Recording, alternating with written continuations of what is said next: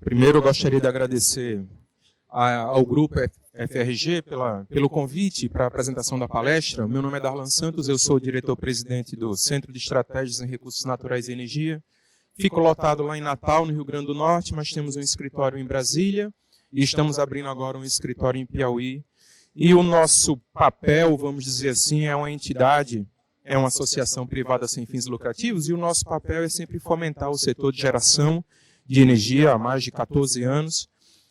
Inicialmente tínhamos uma atuação mais na região Nordeste e hoje nós estamos dando uma contribuição mais em projetos de lei, em projetos maiores para o Brasil, para a gente conseguir ampliar o nosso setor. A minha fala é uma fala menos técnica. Eu estou trazendo como entidade que trata em relação a políticas públicas ou projetos mais estruturantes. Eu queria trazer aqui para vocês uma fala sobre o impacto que o setor de geração distribuída tem trazido, principalmente para os municípios onde esses setores, onde as empresas estão instalando seus equipamentos, onde as empresas estão sendo criadas. Normalmente, quando se falava em energia, há algum tempo atrás, sempre se falava em energia de grande porte, projetos centralizados, projetos eólicos, projetos fotovoltaicos. E quando a gente falava disso, a gente está naturalmente falando de grandes empresas, falando de mega engenharia. Estamos falando de projetos de 200, 300, 400 megawatts, turbinas eólicas de 100 e poucos metros de altura, projetos fotovoltaicos com 1 milhão de painéis, 400 megawatts de projeto. Mas o setor de geração distribuída, ele traz uma visão bastante diferente. O primeiro é que ela traz um aspecto muito mais social, porque a gente está falando de uma verdadeira multiplicação de empresas, multiplicação de contratação de mão de obra. E tudo isso em municípios. Falar sobre esses números gerais, vocês já ouviram pelo menos umas 10 vezes aqui. Mas eu queria só trazer esse slide, não para explicar tecnicamente, mas que talvez para algumas empresas integradoras, elas não consigam entender ainda qual é o papel e que elas estão fazendo parte de algo muito maior. Estamos falando hoje de mais de 22, 23 gigas de capacidade instalada de geração distribuída no Brasil. E como eu disse, alguns integradores, ou até a maioria, que estão acostumados a instalar poucos quilowatts de projetos, 3, 4, 5, 7 quilowatts, a grande maioria não entende que ele faz parte de um processo muito maior. E que esse processo está trazendo impactos para o setor de energia elétrica no Brasil, não apenas localmente, mas está trazendo impactos, por exemplo, para a transmissão de energia, para o preço final de energia, e para a forma de contratação da energia que era feita até pouco tempo, até ainda hoje, pela ANEEL, né, na forma dos leilões de energia, e como isso está sendo impactado. Esse aqui é um corte do Centro-Oeste, mas ele reflete muito bem todas as outras regiões do país. Tá? A gente observa uma similaridade, né, desse processo. A gente vê que, como a maioria das empresas estão participando disso, grande parte dos projetos está ali no residencial, né? Evidentemente fomentado pelas facilidades em relação ao financiamento desses projetos, como também em relação a uma verdadeira disseminação da informação da população geral. Ou seja, mesmo clientes que não sejam clientes grandes potenciais, mas eles têm ali a oportunidade de conseguir crédito, de conseguir baratear sua energia com um payback muitíssimo curto, observando aí grandes vantagens, né? Usinas que vão ficar em funcionamento por mais de 20 anos, trazendo grandes vantagens para ele. Mas é importante destacar alguns pontos aqui. Evidentemente, hoje os projetos estão concentrados em projetos residenciais, projetos rurais e projetos comerciais. Mas há todo um setor que pode ser explorado ainda. Isso apresenta um mercado gigantesco que ainda não é explorado devidamente. A gente pode citar aqui, por exemplo, questões de iluminação pública. Evidentemente, isso reflete também um pouco do desconhecimento dos próprios municípios em relação à forma de contratação. O setor industrial, que é um setor que a cada dia que passa, ele vem adquirindo esse tipo de projeto. E também o poder público e o serviço público. Então, é importante destacar, primeiro, que está muito bem setorizado e muito bem concentrado, como eu disse, no residencial, mas há um enorme mercado ainda a ser desenvolvido por esse setor.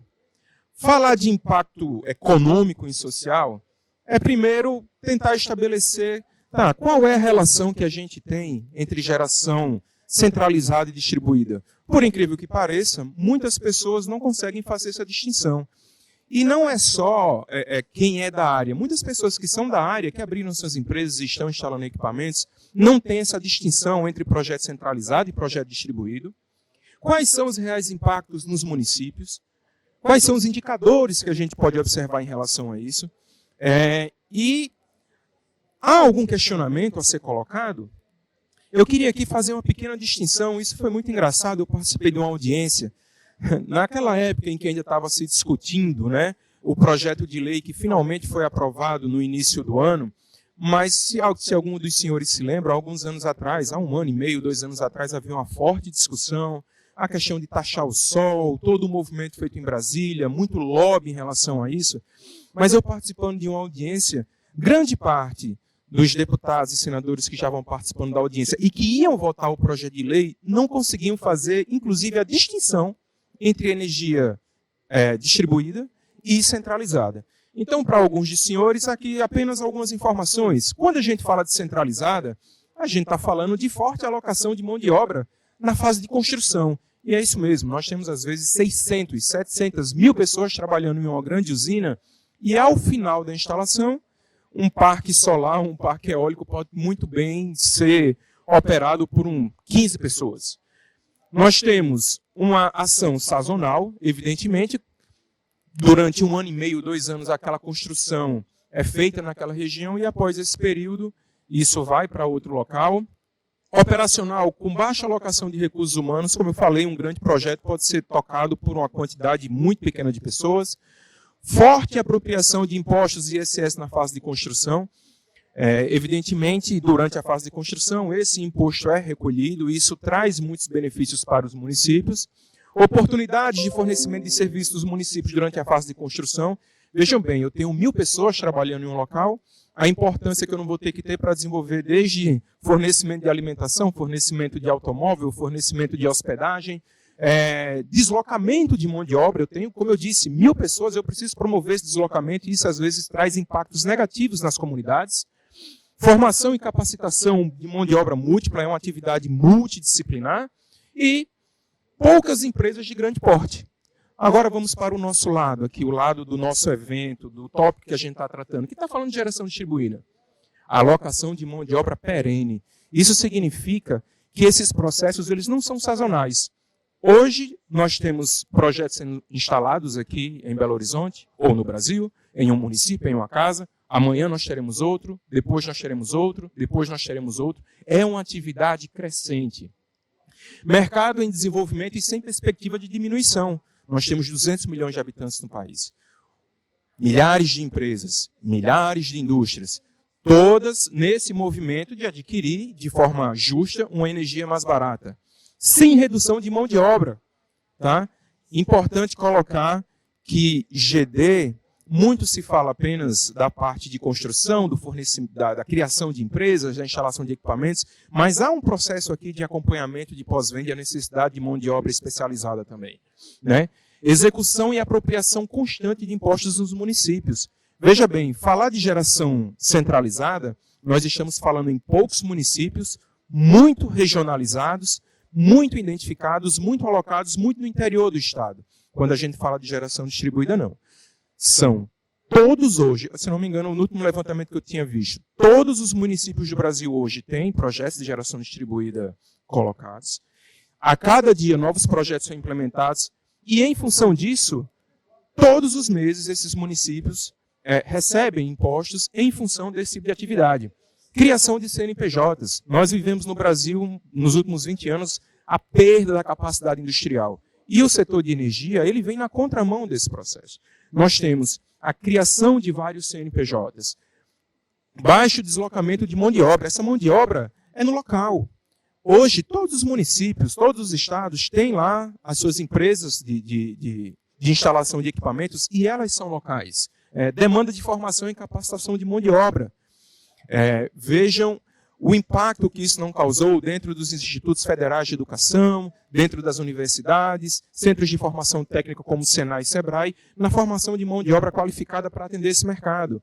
Elevado o número de empresas com menor capacidade financeira E esse ponto é um ponto muito interessante. Enquanto a gente, quando fala de geração centralizada, são poucas empresas enormes, a gente fala de geração distribuída, a gente está falando de milhares de empresas, pequenas empresas, que às vezes nem tem tanto capital financeiro, mas ela consegue ali iniciar um processo, abrir uma empresa, fazer um pequeno financiamento e começar suas atividades. E elevada a capilaridade nos estados. Falar de geração centralizada, a gente está falando de poucos municípios no estado. Falar de geração distribuída, a gente está falando do estado inteiro. E é interessante que hoje a gente já tem praticamente toda a cadeia produtiva relacionada à geração distribuída internalizada no país, desenvolvida no país, com exceção da fabricação. Esse é um ponto sensível ainda, é uma tecnologia que nós não temos a capacidade de produção. Uma coisa é eu fazer montagem de painel. Eu não estou falando disso. Eu estou falando da tecnologia para a confecção, né, das placas, dos materiais necessários para a confecção dos painéis. E, infelizmente, esse é um ponto que eu acredito que a curto prazo nós ainda não teremos aqui no Brasil. Esses dados que eu vou apresentar para vocês aqui agora são dados de uma associação lá do Rio Grande do Norte que traz um corte, né? Como eu disse, é do Rio Grande do Norte, mas pode representar muito bem em todos os outros estados. O primeiro é as empresas, né? Dados do RN indicam que mais de 500 empresas atuam aqui no setor, né? E vejam que o número de colaboradores é bastante diverso, né? Nós temos até 9 colaboradores, 16%, entre 10% e 15%, 20%, acima de 30 colaboradores, 26%, então a gente tem até uma certa homogeneidade, tá? Tem empresas pequenas, tem empresas um pouco maiores, mas não são empresas que têm uma forte nível de contratação, tá? Outro tipo aqui é o tipo de vínculo dos colaboradores. E aqui tem um dado muito bom, que é a grande maioria dos colaboradores são CLT. Isso significa um mínimo de segurança em termos dos direitos, né, de trabalho para esses colaboradores. E isso é também muito importante, principalmente no momento que a gente vive hoje de muita terceirização de mão de obra. Então, esse é um ponto importante. Alguns outros, por exemplo, salário médio dos colaboradores da área administrativa, financeira, comercial. Vejam que mais de 73% está entre 1 e 2 salários mínimos. Salário médio dos colaboradores da área técnica de projetos, maior que 1 a 2 salários mínimos, mais de 40%. Isso reflete também muito bem a característica da empresa, né? Normalmente você tem uma pessoa, 2 pessoas são da área técnica, são engenheiros, têm uma formação maior, e você tem uma equipe técnica com uma formação qualificada também, mas que os salários são um pouco menores. E salário médio dos colaboradores da área técnica de montagem e instalação, que é a grande maioria, entre 1 e 2 salários mínimos. Regime tributário, a grande maioria delas dentro do Simples Nacional. E a gente pode dizer que a grande maioria delas também são microempresas. Expectativa de vendas para 2023. Evidentemente, a gente está aumentando essa expectativa de venda. A gente está observando um movimento para projetos cada vez um pouquinho maiores, atendendo a um mercado que eu apresentei para vocês naquele primeiro slide, né? Que a gente tem um mercado muito a se desenvolver ainda para o setor industrial, por exemplo, e esse setor demanda projetos relativamente um pouquinho maiores. Esse corte aqui do Rio Grande do Norte, ele traz uma informação que a expectativa para recebimento de impostos só em 2023, Rio Grande do Norte é um estado pequeno, né, lá da região nordeste do Brasil, mas é uma expectativa aí de mais de 12 milhões de reais. Talvez isso seja pouco para alguns estados, como por exemplo São Paulo, como para Minas Gerais, que é um estado muito maior. Mas esse é um valor muito representativo para alguns municípios lá da região do Rio Grande do Norte. Isso realmente traz um impacto na melhora de vida, ou então até no uso desse recurso para projetos em benefício do próprio município. E trazendo aqui, respeitando o tempo que foi colocado para a gente, fazendo uma análise final, o mercado de geração distribuída realmente promove uma socialização do mercado de produção de energia. Como eu tinha dito, falar de geração de energia até alguns anos atrás era falar de pequenas empresas, forte alocação de mão de obra e elevados recursos. Geração distribuída, não. A gente tem a capacidade de pequenas empresas atuarem nesse setor.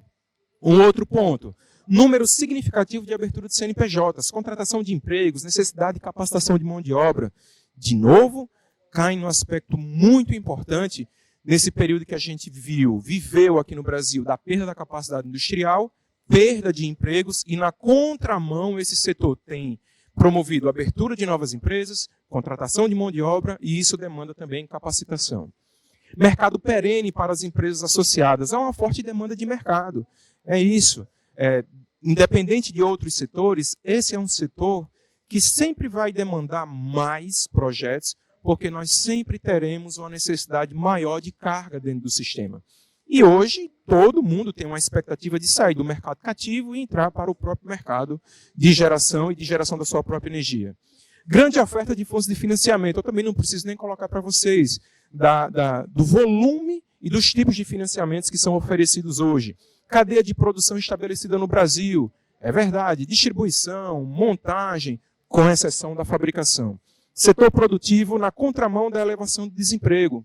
Novamente, repetindo, é um setor que, a cada dia que passa, demanda uma contratação maior. Participação em praticamente todos os municípios do Brasil. E contribuição perene na circulação de dinheiro nos municípios. Diferente dos projetos de grande porte, a geração distribuída faz com que o dinheiro, porque os empregados eles recebem dinheiro e eles moram nos próprios municípios. O projeto que foi instalado emitiu nota fiscal e esse recurso de imposto é aplicado no próprio município. Então, é um valor que circula dentro do Brasil e do município. Não são recursos que são, por exemplo, enviados para uma matriz fora do Brasil. E, amigos, é isso. Consegui respeitar aqui o tempo que foi colocado para a gente. Eu queria agradecer a oportunidade. Como eu disse, o CERN é uma associação civil sem fins lucrativos e o nosso papel é fomentar o setor de geração de energia. Trabalhamos tanto com geração centralizada e também temos um braço para dar o apoio à geração distribuída. No mais, muito obrigado e até a próxima com vocês. Até mais. Tchau, tchau.